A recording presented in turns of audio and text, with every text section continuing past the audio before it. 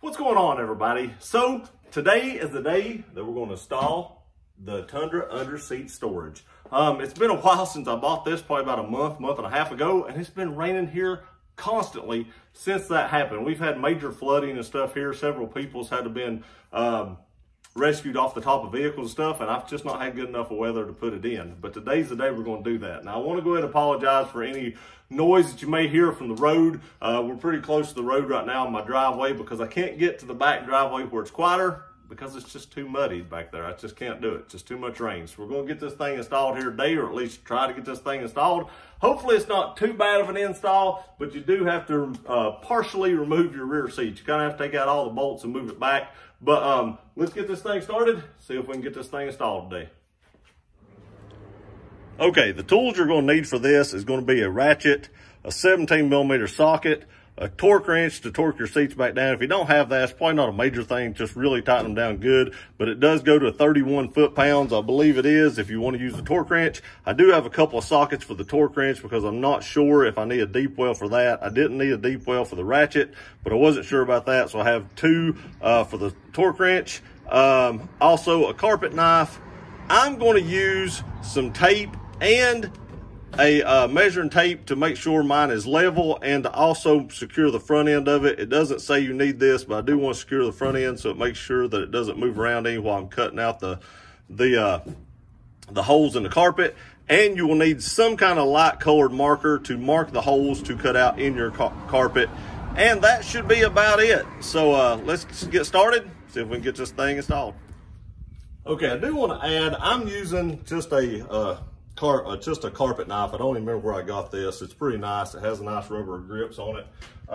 But they did also say you'll need a linoleum knife. I wasn't even sure what a linoleum knife was. It's kind of like a hawkbill blade knife. I don't have one of those. So we're just going to use this to do it all. So first thing you got to do is actually cut out the template here. This is why I said we can't destroy the box or anything like that. You do have to cut out this template and cut out the inner squares in this template. So we're going to get that done and we'll be right back.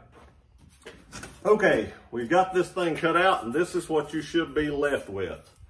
Now there's one thing I still need to cut, and that is the X's on these marks right here, because that is how you attach it to the seats. Whenever you get those removed, you actually put the bolts back in them holes to hold it down. And then again, like I said, I'm going to use tape to attach to the front to make sure it's held down flat. Now I do want to say, pro tip, I would cut out the squares before I actually cut the whole thing out. I didn't think about that till I had about all of it cut out but this top piece, and then I went back and cut out the squares. But looking back on it, I would probably cut these squares out first if I was doing it again. You'd have more, what I'm trying to say is it'd be more sturdy if you did that first, unlike the way I did it. I had to kind of hold my hand up underneath it and get these cut out. Now, one thing I do want to say, cardboard will drastically dull a knife. So make sure you have more than one blade for your knife, and let's see if we can go get this thing installed now. Okay, so the next thing you need to do is remove your seat bolts. You have two on each bracket, so you'll have two over there, two here, and then two on the other side on each bracket. And so it's a total of 8 seat bolts. These are 17mm. I do have the big ratchet, 1/2-inch ratchet for this. I do have a breaker bar inside if I need it. These are only torqued down to 31 foot-pounds supposedly, so they shouldn't be too bad to get out, but you'll need to remove all 8 of these. And once I get these undone, we'll be right back. Okay, one thing I'd like to note is how I did my bolts. So this front one goes in the front one. This back one goes in the back one. I always kind of try to put my bolts back in exactly the same hole, and you may think that's crazy, but here's a reason, and it even says so in here. If you look at the bolt that came out of the front one right here versus the one that came out of the back one back there, look at the threads on this, then look at the threads on this. Look at how they differ. This bolt is actually bigger and it has a coarser thread where this one has a finer thread. So I actually did that for all the sides. I put bolts exactly where they go. That way I can put them back in the exact same hole as I got them out of. Okay, now on the paper it says scoot the seats back. I don't know if I can actually scoot the seat back. I'm not sure that's even possible.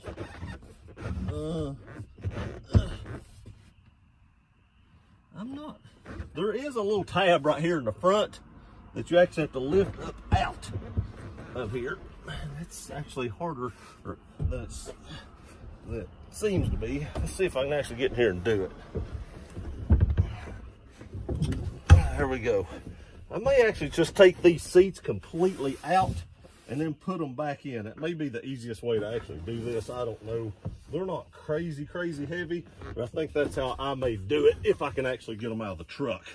Okay, so I do want to say, if you're going to take the whole seats out like I did, which might make this job a little bit easier, you might want to have help with this seat here because this seat's pretty heavy. I did get it out myself, but it was pretty heavy. So what you need to do next is, now that you have this cut out, you'll take the bolt from the front hole here, stick it through the X on this piece of cardboard, and then we're just going to screw it back into the hole.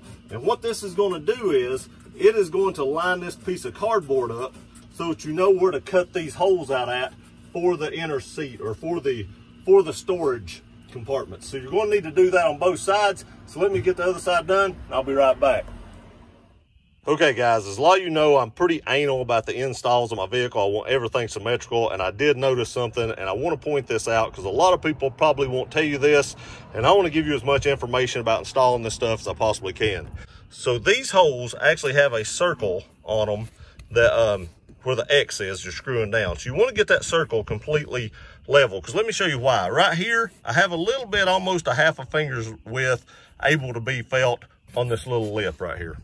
Now, if we go around to the passenger side, I don't have that lip. And here's why. I didn't get that exactly straight right here. So I'm going to have to loosen this back up. It's easy to do. It's not hard to do. Just loosen it up. Push this back to where it's straight. Well, I'll have to actually set the camera down because it wants to kick back. But you want to make sure you have these holes lined up, or your end result is not going to be straight right here on the front of it. And that would drive me crazy. So there's your second pro tip of the day. Okay, so I told you I was going to use tape, and what I use that for, I just use some kind of painter's tape so it wouldn't leave a lot of gunk on my carpet stuff. I was afraid if I used like some kind of duct tape or something, it would leave a bunch of sticky residue on my carpet. But I just took painter's tape along it just to hold the front end down, because now what we have to do is trace this out with a marker to cut this out. Check it out, gear runner reflecting through the back glass. All right, the next thing we need to do is actually take some kind of light colored marker. I'm going to use like a silver Sharpie, and then we just have to trace the inside of this box right here. This is what we're going to use to actually cut out, to use our razor knife to cut out. And I'm hoping this Sharpie is actually making a line here. It's kind of hard to see, but I believe it's actually doing it. We'll go over it a couple times here. And that's what we're going to use as an outline to actually cut this piece of carpet out with. So I'm going to do this for all 3 sections, and then I'll be right back. Okay, now we have that all done. We should be able to remove this because we shouldn't need any more, because all this is a template.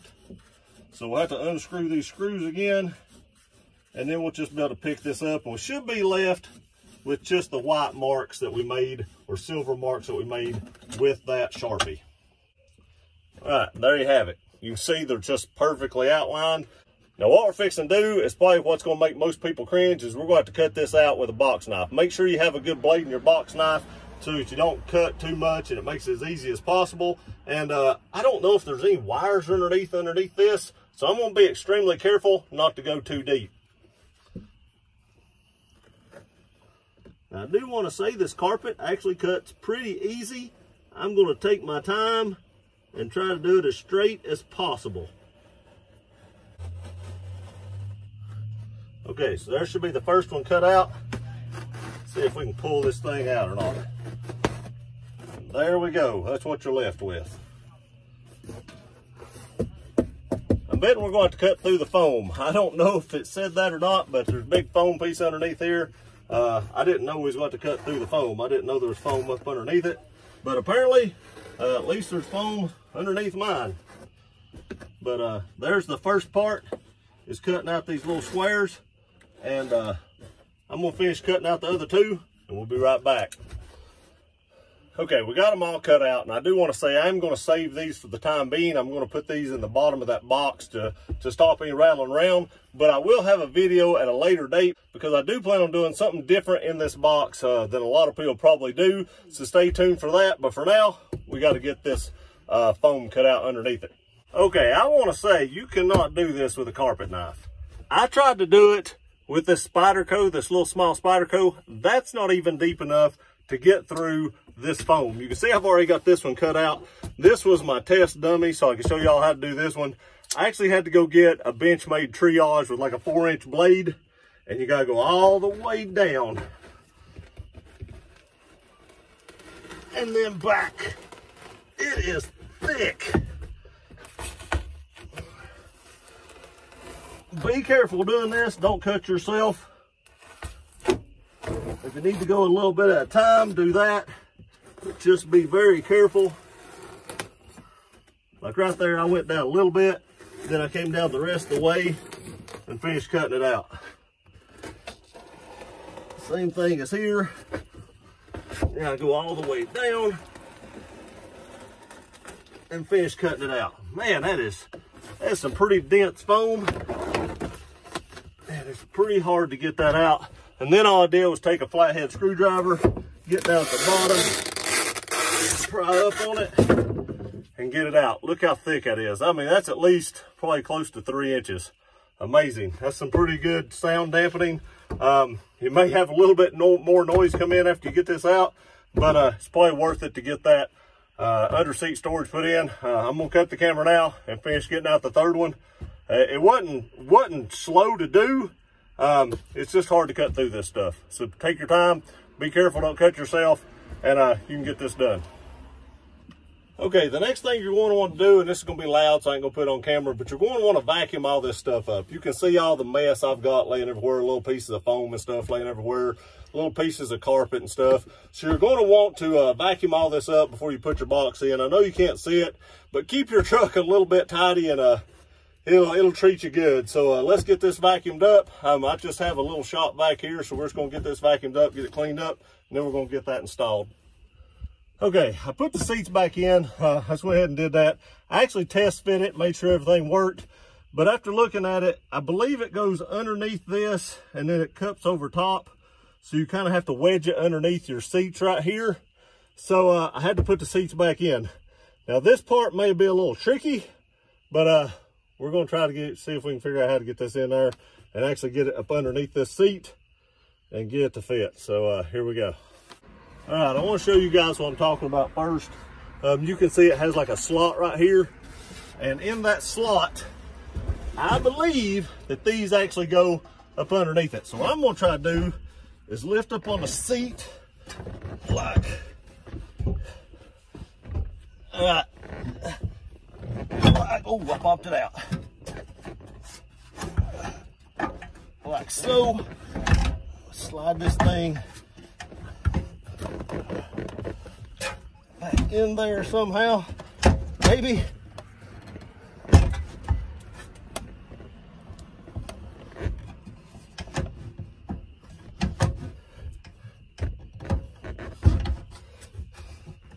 I got this side started. I just need to get the other side started right here. So we're almost home a little bit.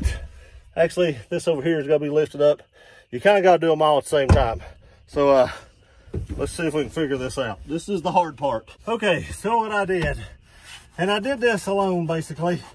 So you can do it. You can do it. I screwed the seats all the way back. Just popped them out of the groove, screwed them back. And then I angled them back in here and popped it down. I did scratch it just a little bit, which I'm not terribly worried about that because at least I got it in there. So this stuff will probably scratch over time anyway, if anything hits it and stuff. So a small scratch back here near the hole isn't really going to concern me. So now the next thing you have to do is reattach or reinstall all 8 of your seat bolts. And those are torqued to 31 foot-pounds. And I am going to torque those to 31 foot-pounds. So as soon as we get this thing completely installed, I'll be right back and tell you what I think about it.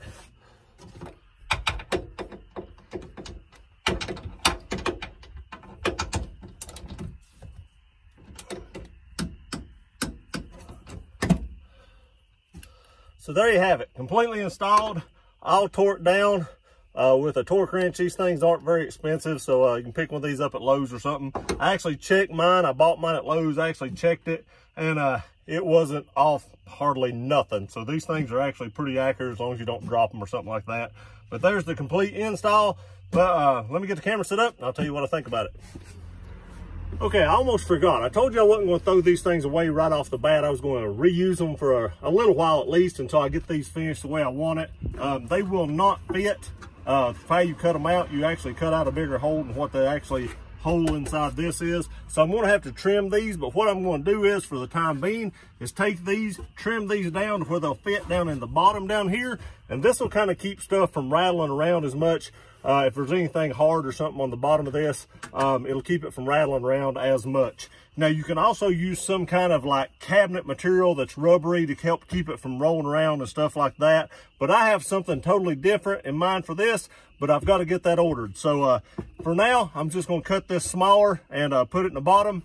And that's how I'm going to use it for the time being, or at least for a week or so until I get what I need to order in to show y'all how cool this is actually going to be when it's all over. So there it is. It's a pretty easy install overall. The worst part about it is trying to get these rear seats back in. Now, I figured that you can scoot them back, but you still got to try to figure out how to get them in between these grooves right here. I do want to say, if I would have had a second person help me, that would have made this job a whole lot easier. But as long as you can lift the rear seats and move them around, be careful, lift your legs, not your back. You can do this by yourself. It's just not really easy to do as far as getting the rear seats back in. Everything else was probably a 1 wrench. I would give putting the seats back in a 2 to 2.5 because that was kind of a pain. I ain't gonna lie.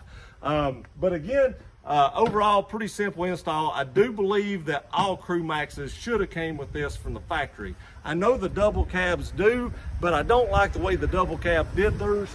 You can see this big plastic piece right here, and it just looks out of sorts with the carpet and then the plastic and then the seats. I wish they would have put the carpet all the way up on the side of it, or recessed that enough, kind of like these, to where it actually set flush with the carpet and made that look a little bit better. That's the only thing I don't like about the way theirs is made versus the way this one's made.